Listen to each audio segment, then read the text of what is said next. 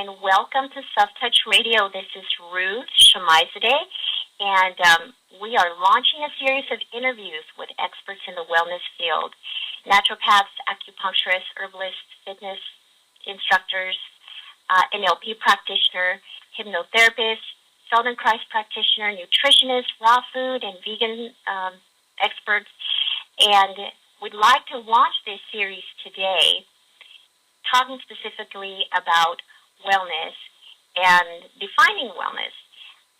Everywhere we look around in the health area, we see that word being thrown around, and it's loosely used. So it's helpful to have a definition of it for ourselves. And today, joining us on the show is Dr. Masood Shemaizadeh, Doctor of Chiropractic from Self Touch Chiropractic. He has been a chiropractor since 1994. He was working for a chiropractor in 1994. He opened up his own office in Porter Ranch, California in 2002 and has been a part of the community since then. He is an authority on chiropractic care, raw food, detoxification, and just all-around wellness. Thank you, Dr. Masood, for joining us today. How are you?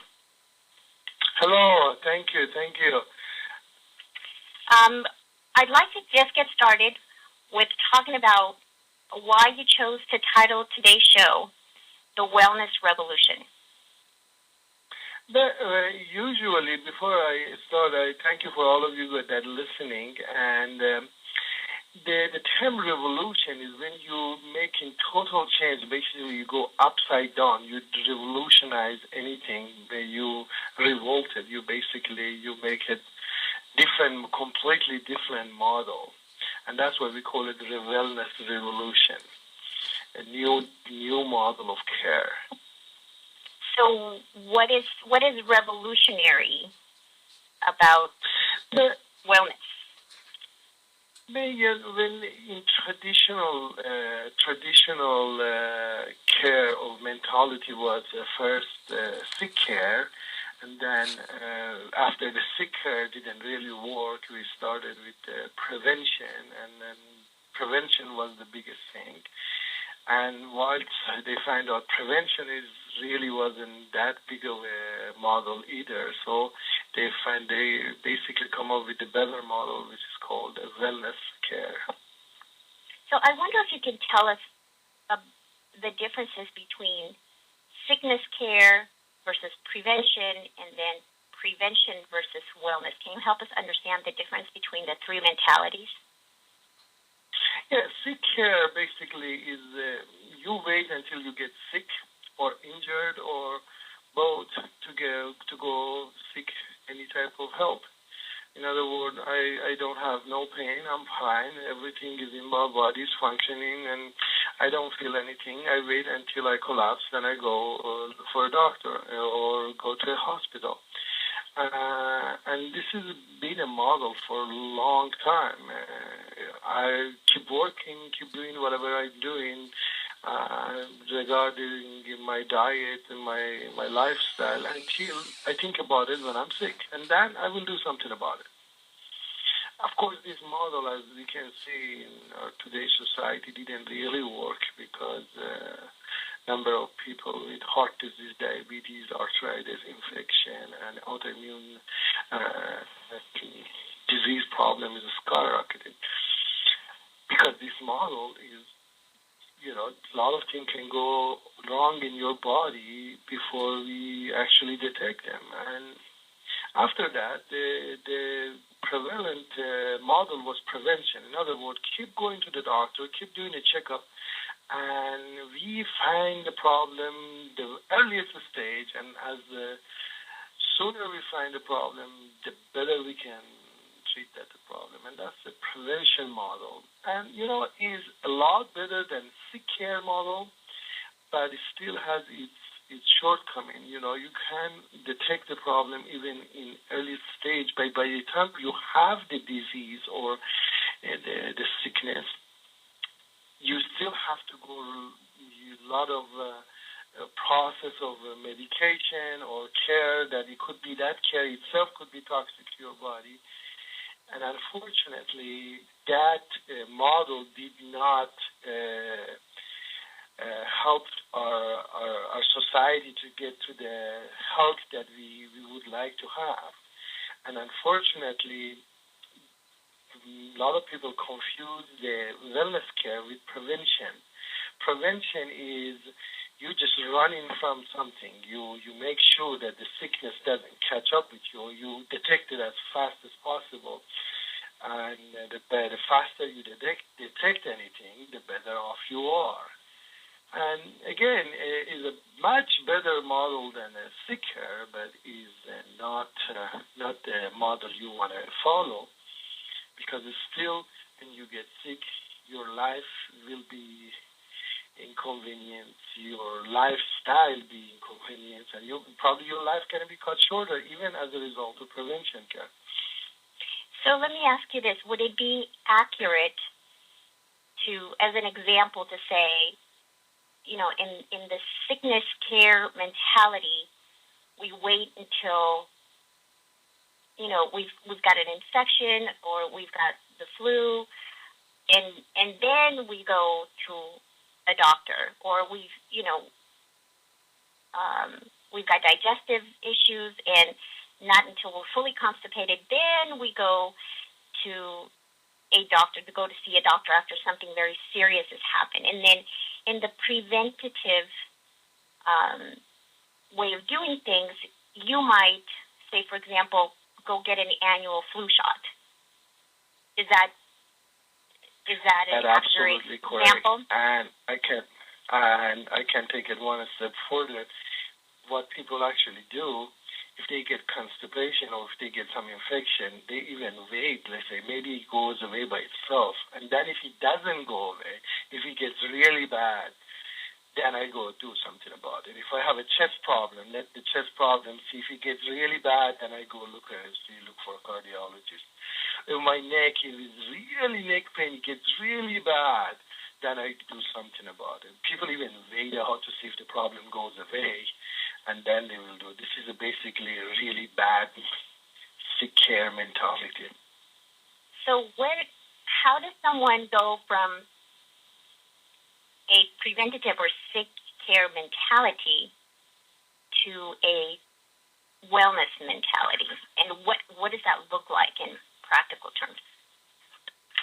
Okay, since the prevention model didn't even help, although it's a lot better than sick care model. In other words, you keep going to your checkup and they keep running away from whatever sickness you have. Make sure you detect it early.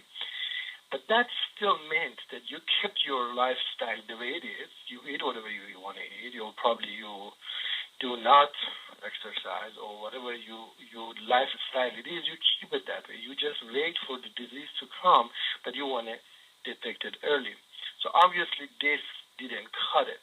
It's still the mentality out there saw that maybe it's better than sick care, but it didn't help people as much as they thought it would be.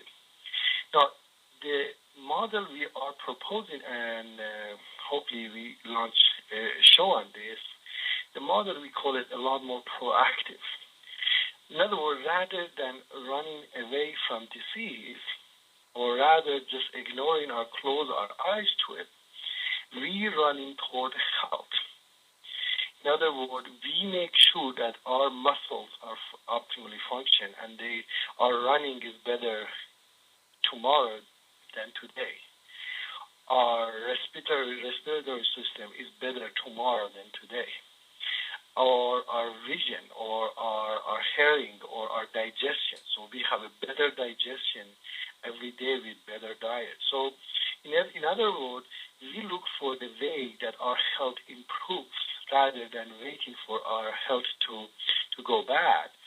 We go in the up. That's why it's called revolution. We put that model upside down. In other words, we be proactive toward our body, and we make sure our body has an optimum optimum potential to do everything he wants to do. Now, for everybody, it's different. Wellness care for somebody who's start at 60 is different than somebody who starts at 18. We have different body type, different body potential. So you're saying that even though we're all getting older, we can still improve upon our current health. Oh, totally. The best example I can give you, Anthony Robbins interviews this nun that started at age 60 to go Ironman. And then she actually finished it. And at age 80 or something, she did again the Ironman. Ironman is like, for some of you guys that don't know about it, you run for like marathon, and then you swim for a very long time, and then you go on the back and you back for another 110 miles. And that's really, really tough on anybody, so much on 60-year-old. But, I remember I attended a seminar on the wellness revolution, and this guy was talking about at age 40, 45 was going on biking and saw all these people in their 60s and 70s doing mountain biking and going a lot farther than he was going. And he was perplexed as how come you guys must have been doing for a long time, and most of them started in their 50s and 60s, and they were performing better than 45-year-old guy. And they're saying, at age 45 we couldn't do that either. But the example I'm giving you is because I'm telling you at every age there is your body designed to be better than it's today. You can always improve on your body, and of course the way to improve your body has to be approaching all fronts, on your diet, on the way you move your body, the way you interact emotionally and mentally, and the way you sleep. It has to be in every front. When you be proactive toward your wellness, you will achieve the better tomorrow than today. And always there is a room to improve. So I guess the wellness mentality, you correct me if I'm wrong, is always looking to improve on current conditions. Definitely, in every sense. And the reason you can expand upon it because there are sky's the limit, the potential that you can improve. Mentally, you can improve your memory, you can improve your thinking process, the way you be creative, and we're talking about the emotional, your high level of happiness, the level of energy, fatigue that you can create in your emotional being. Physically, of course, we know the fitness, how you can make your body fitter.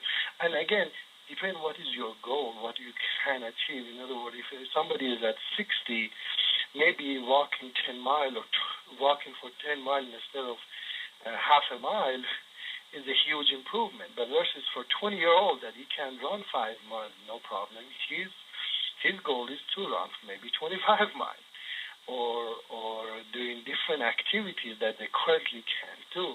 But and the most important part is to put the body in a condition that is so proactively healthy that it can defend itself not only against disease, it be proactive, that the diseases wouldn't even be that prevalent, especially in the field of diet, for example. We see a lot of these problems that right now the healthcare system is spending a ton of money on it, like heart disease, diabetes, arthritis. All of these are preventable, and is a wellness model easily can take care of it. Okay, so really the biggest payoff in living out a wellness lifestyle, if I'm hearing you correctly, is that not only will you be healthier, you will be keeping sickness at bay.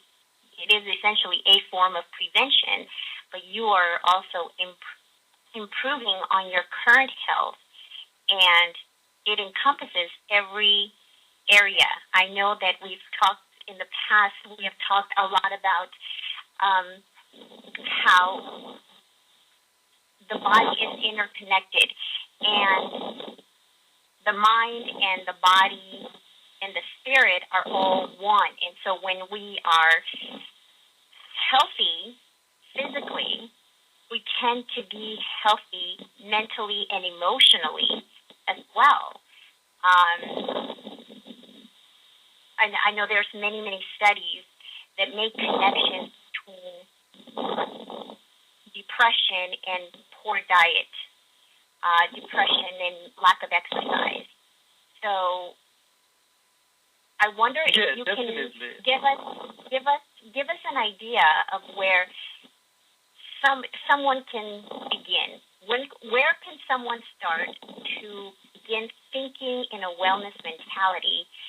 And what is the one thing that all of us as listeners can do that will have the biggest impact?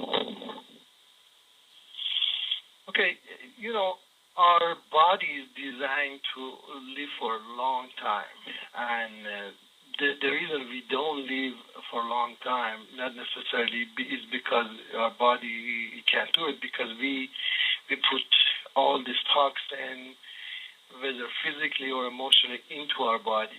So the very first thing that our listener can do is start with thought. In other words, thinking positive, thinking wellness. In other words, the question you ask yourself is very important. Rather, you ask yourself, "Oh my God, what's going to happen to me?" or what's going on with my kidney? What's going on with my heart? My heart is not working very well, and my ankle is not working properly. Rather, asking specific part about your body, the first thing I would like you ask yourself, how can I improve myself emotionally and mentally? A question you ask yourself is the first step. You ask the wrong question, your body is designed, your mind is designed to answer you no matter what. In other words, if you say, how come I can't do that? Trust me, your body says, because you are incompetent. It will give you an answer. So the intelligent way to do that is ask a right question. And the question you want to ask yourself, you say, what is it in my life, in my mental life, my emotional life, I can improve? How can I create a thought in my life that is positive, that it moves my life into a right direction? How can I be proactive in my thought process? That's the first step. Don't forget, every living thing or material thing starts with thought. Somebody thought about it. Whether God thought about it or a human thought about it, the thought is the beginning point of everything. So it's our thinking that needs to change first, is what you're saying. Our thinking process, the questions that we have that we're asking ourselves. Beyond any point, if your thinking still stays in sick care or prevention care. In other words, the first thing you got to do, think wellness, think proactive, think what you can do to improve versus what you're escaping from. Now, in the quantum wellness, in the universe, either you go toward wellness or sickness. We invite you to ask questions to yourself that it creates potential to direct your thought toward wellness rather sickness. And I can imagine that this mentality can serve us very well in just about any area of life, in relationships, in business, in family, in marriage. I'm thinking, well, I can start asking myself these questions with regards to my relationships with my own children or my relationship with my coworkers. And I think this model works really well when applied to other areas of life, not just bodily health. Oh, absolutely. In marriage, rather you wait for some mishap happen and you start arguing about something, and you say, well, how can I prevent that? We always have argument with my wife. You put your thinking that, well, how can I improve my relationship? how we can have more fun, how can we do more stuff together, how can we both have a wellness mentality toward our health, how can I make her happier or her better, rather than asking questions, what can I do that she stop nagging, or depend on the question we ask in each relationship, whether with another person or in our own body, that question is going to be answered by our mind. And that answer is going to determine our action. And our action, it can take us either through correct path or wrong path. Unfortunately, you can have all the positive mentality, but if it's not directed toward correct strategy, it will not take you where you want it to go. In other words, if I go to San Francisco and look for Disneyland, I'm not going to find it. So I need first to come to Los Angeles to be in different environment. And the environment I would like to compare it to is different way of thinking. Then first you put yourself in a thinking process that asks the right question. In other words, if one thing you guys remember from this show, remember the question you ask yourself. What type of question you want to ask, that it gives you the correct path to right result that you want. And the result you want is optimum health. And optimum health being not only physically, emotionally, mentally, and spiritually, because all of this, believe it or not, are interconnected. You can have a very healthy body and somehow be even emotionally happy, but if you're spiritually sick, all of that is built on the sand and it will crumble. And in every way, you could have a very healthy emotional thing and a spiritual thing, but if you're not take care of your body, that will crumble very easily. Physically will crumble. So you would like to build your house, which is in this case your body, on a rock, which is a right set of mentality and right questioning and right thinking way. So this is a very important thing to talk about, is the questions that we are asking ourselves are the hows. How do we improve? How do we move forward? How do we move in the right direction? Instead of the why. I know from my NLP training, it was just ingrained in us to just not talk about the whys. You know, why did this happen to me? Or why is so-and-so acting this way? Well, when we ask the whys, it's normally about things that we cannot control. And so it is important to talk about the hows rather than the whys. Whys are not going to direct our thoughts down a productive path. But the questions that begin with the word how, those are the questions that our brain are going to register, and it's going to want to give an answer to. So we will remember that from this show, is to begin to ask questions. And I know from our family practices, we periodically ask these questions about our health, about our family, about our relationships, about our spirituality. And this is just a good practice to have continually. So Dr. Masood, we have 5 minutes left, and the last question that I would like to pose to you is, what is the one thing that all of us listeners can do today or in the next week that will have the most impact on our wellness mentality? Yes, I would say the first thing is motion. Just move. In other words, emotion comes from word ease and then motion. The one thing I would do it for myself, the more you move, in other words, if whatever your life is right now, move it. You know, if your thought is stagnated, move your thought to different direction and ask better question. If your body is stagnated, you're not doing anything, the first thing you can do, the easiest thing you can do is start walking. If your emotional way is not the best way, you can direct your emotional way. And I like one of the things Anthony Robbins did in his seminar. He asked the people to start pretending that their favorite football team or baseball team or soccer team they won, and how would you celebrate that? And the people would say, okay, I would celebrate a certain way. He says, okay, do it. And the people start do it as if their team won the Super Bowl or whatever championship they are. And he said, if you can do that for a stranger, you haven't done nothing. You sat in front of TV and a stranger done something and you are so happy about it. In other words, you are creating your own emotion. So if you are emotionally stagnated, start to celebrate your life. If you are physically stagnated, start to move your body. Motion is everything. If you are spiritually stagnated, start to read. Start to look for answer of higher divine. After all, everything around us is designed, intelligently designed. And, be proactive of learning.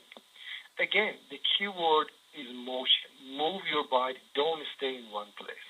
They done an experiment on a dog that when the dog get a small jolt on one side, and then whatever he didn't relieve himself from this jolt. Eventually, the dog gave up, and they call him hopelessness. The worst place you can be in life to be hopeless. Do not have hope.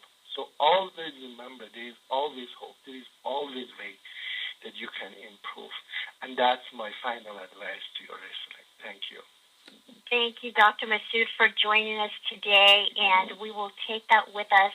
We are going to start moving in our bodies, moving in our thoughts, move them in the right direction, moving emotionally in the direction of wellness. I want to encourage all our listeners to stay tuned for the continuation of this series. We will have some incredible authorities in the area of wellness join us in the near future. And so we want to encourage you to join Blog Talk Radio so that you can log in and post your questions, and visit us at stwellness.com. And you can always find Dr. Masood at Soft Touch Chiropractic in Porter Ranch. We thank you for listening today, and we will talk to you next time.